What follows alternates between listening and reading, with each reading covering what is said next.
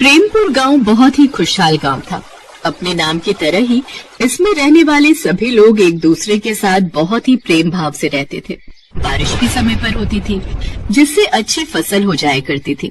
अगर कोई रोग बीमारी आती भी तो जल्दी ही लोग उससे छुटकारा भी पा लेते थे। सभी जगह खुशहाली ही खुशहाली थी और इस खुशहाली की वजह थी प्रेमपुर गांव में बना दुर्गा माँ का मंदिर।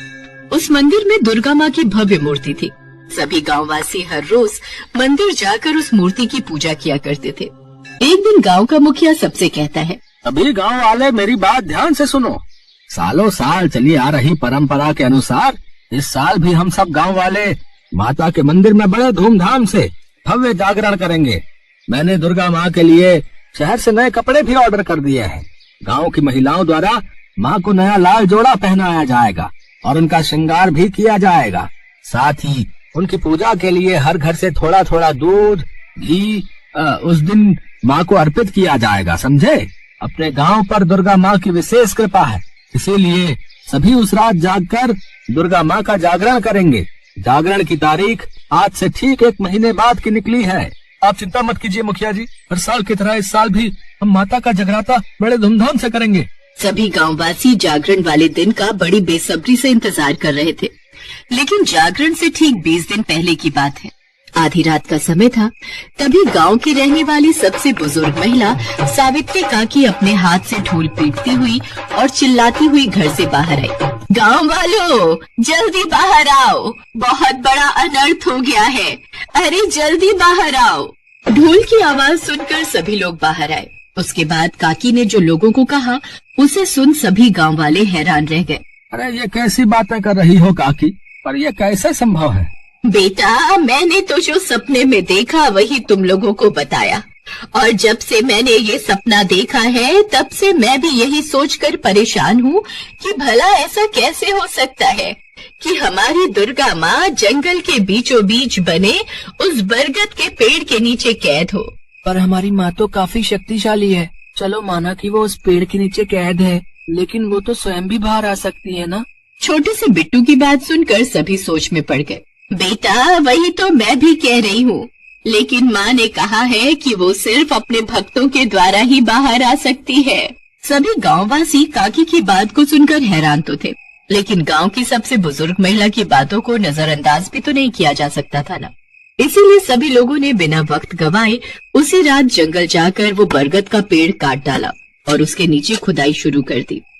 2 घंटे खुदाई करने के बाद जो गांव वालों ने देखा उसे देख सभी हैरान रह गए। देखा, मैं न कहती थी हमारी दुर्गा माँ कैद है इस पेड़ के नीचे। सभी लोगों ने देखा तो उनकी आंखों के सामने साक्षात दुर्गा माँ थी। उनकी 10 भुजाएं थी, उनके चेहरे पर एक तेज था और चेहरे पर मुस्कान थी। गांव वालों ने उन्हें पालकी में बिठाया और जोर जोर से माता का जयकारा लगाते हुए अपने गांव के मंदिर की ओर चल दिए। जोर से बोलो जय माता दी, सारे बोलो जय माता दी, मिलकर बोलो जय माता दी, जय माता दी, जय माता दी। कुछ देर बाद उन्होंने पालकी लाकर मंदिर में रख दी। तभी दुर्गा माँ उनसे बोली, मेरे बच्चों, तुम लोगों की भक्ति ही मुझे यहाँ खींच लाई है। अब मैं तुम लोगों के बीच ही रहना चाहती हूँ, और अब जब मैं साक्षात तुम लोगों के सामने ही हूँ तो अब मेरी इस मंदिर में रखी मूर्ति की कोई जरूरत नहीं है। तुम इसे बहते पानी में विसर्जित कर दो और मुझे उस मूर्ति के स्थान पर विराजमान होने की जगह दो। माता की आज्ञा पर लोगों ने उस सैकड़ों साल पुरानी मूर्ति का विसर्जन कर दिया और साक्षात माँ को उस स्थान पर बिठाकर उनकी पूजा करने लगे। जागरण से कुछ पहले घटी इस घटना ने गांव में भक्ति का एक अलग ही वातावरण लाकर रख दिया था। कल तक जो मूर्ति की पूजा करते थे वो अब साक्षात माँ की पूजा करते हैं। लेकिन माता के स्थापित होने के 2 दिन बाद ही उस गांव में तरह तरह की घटनाएं घटने लगी। लोगों के बीच प्रेम भाव खत्म होने लगा, घरों में चोरियां होने लगी, बुजुर्गों का अपमान होने लगा। सुनो जी, बहुत कर लिया मैंने तुम्हारे बूढ़े माँ बाप की सेवा, अब बस और सेवा पानी नहीं होती मुझसे।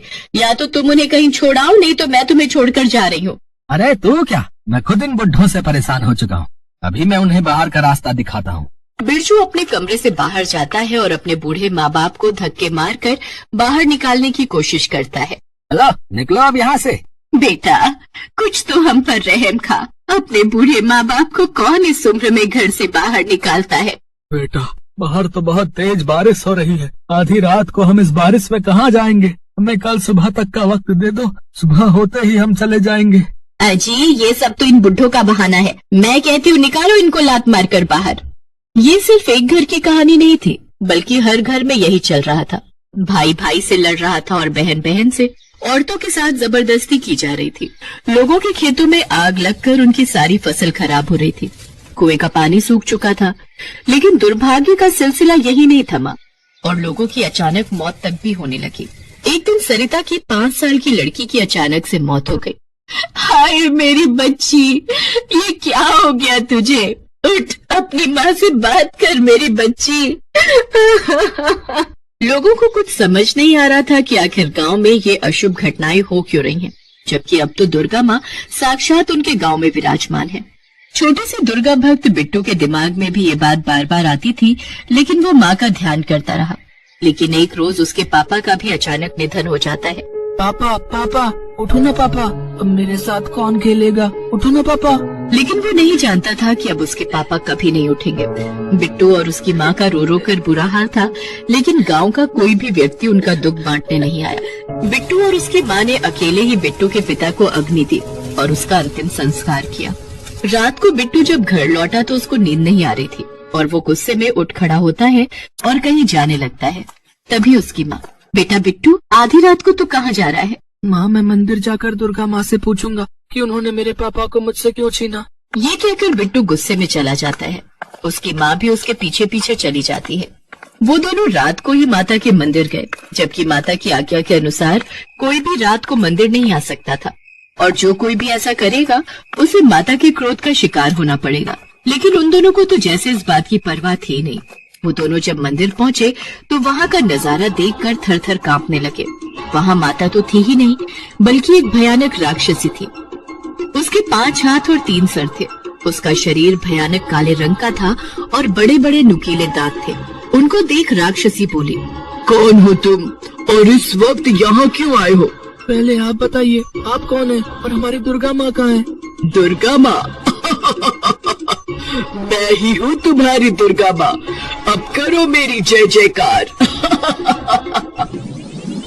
वो राक्षसी ताड़का थी। सभी दुर्गा माँ की पूजा करते थे। इस बात से वो बहुत चिढ़ती थी। वो चाहती थी कि दुर्गा माँ की तरह लोग उसकी भी पूजा करें। उसने तंत्र मंत्र की विद्या से कई काली शक्तियाँ हासिल कर रखी थी।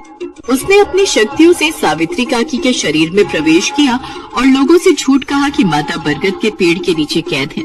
उसने ही ये सारी माया रची थी और वही उस पेड़ के नीचे कैद थी। अब मैं इस गांव की माता हूँ और अब तुम सब सिर्फ मेरी ही जय जयकार करोगे। ये सब मेरी ही रची हुई माया थी, जिसमें तुम सब बेवकूफ फंस गए। बिट्टू और उसकी माँ ने जल्दी से अपनी आंखें बंद की और दुर्गा माँ का ध्यान करने लगे। तभी वहाँ जोरदार बिजली कड़की और साक्षात दुर्गा माँ प्रकट हुई। दुर्गा माँ, आप जय दुर्गा माँ, जय दुर्गा माँ। जय माँ दुर्गा। अच्छा, तो तू यहाँ भी आ गई। चल, अब जैसे मैंने तेरी मूर्ति का विसर्जन किया, वैसे ही अब तेरा भी खात्मा कर देती हूँ। ये कहकर उसने अपनी मायावी शक्ति से एक तलवार प्रकट की और दुर्गा माँ की तरफ फेंक दी। लेकिन दुर्गा माँ ने अपने त्रिशूल से उस पर वार किया, जिससे उसके शरीर के हजारों टुकड़े हो गए और उसकी मौत हो गई। माँ, तुमने हमारे गाँव को अपनी कृपा से क्यों वंचित कर दिया? लौट आओ माँ, लौट आओ।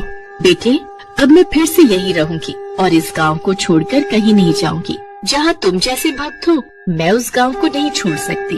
ये कहकर माँ ने अपना दाहिना हाथ उठाया और उससे एक तेज उत्पन्न हुआ।